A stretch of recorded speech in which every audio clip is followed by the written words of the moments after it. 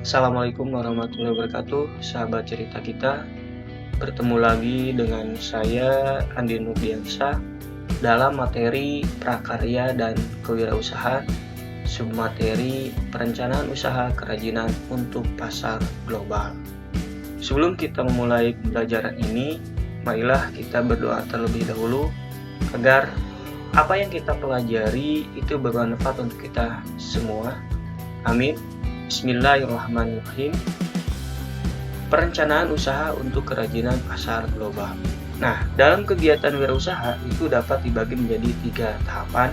Tahapan pertama yaitu 1. Pembentukan organisasi dan pembagian tugas.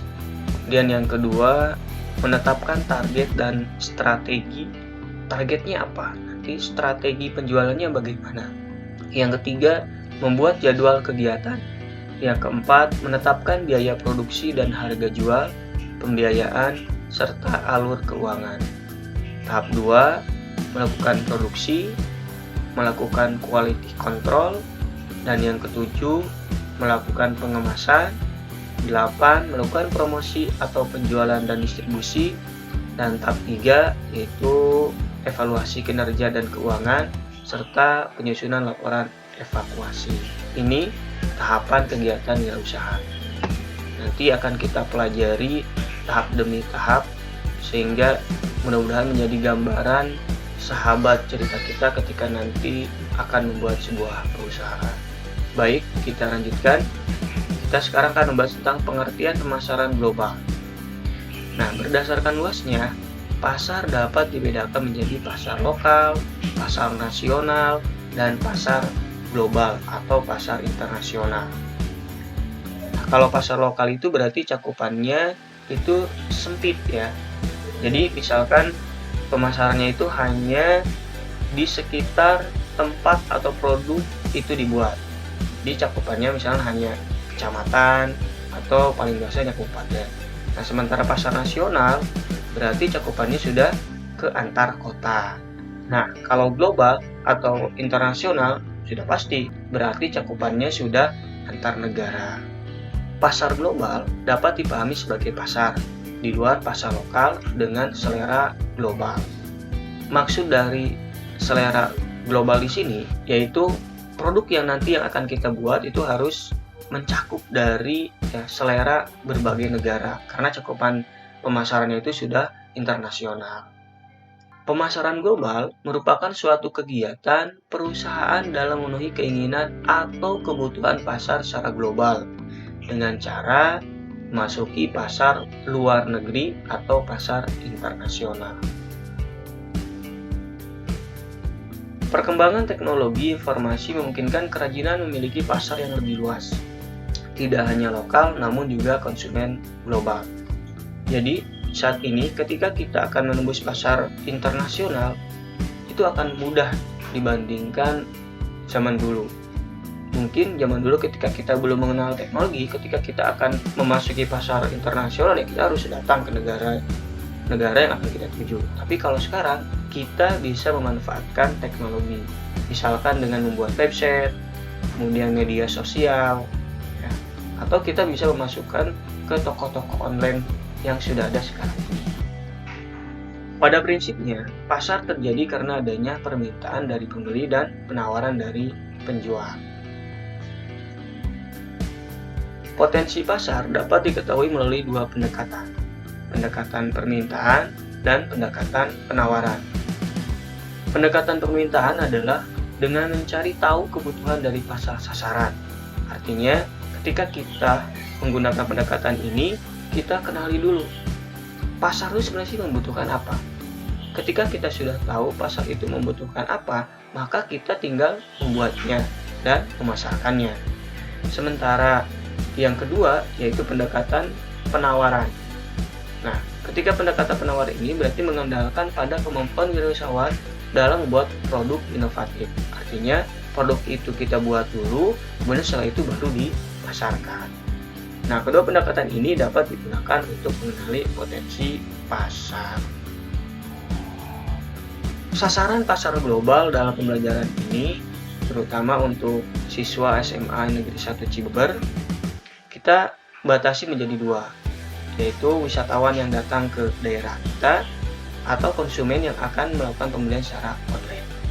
Jadi nanti ketika anak-anakku sudah memikirkan produk apa yang kira-kira laku di pasaran, ketika sudah jadi maka nanti kita bisa menawarkan ya. Jadi nanti kalian bisa pergi ke tempat-tempat wisata yang ada di sekitar kita pada wisatawan luar negeri, atau nanti bisa membuat blog atau ke toko online yang sudah ada atau melalui media sosial. Itu prosesnya ya, nanti akan kita pelajari.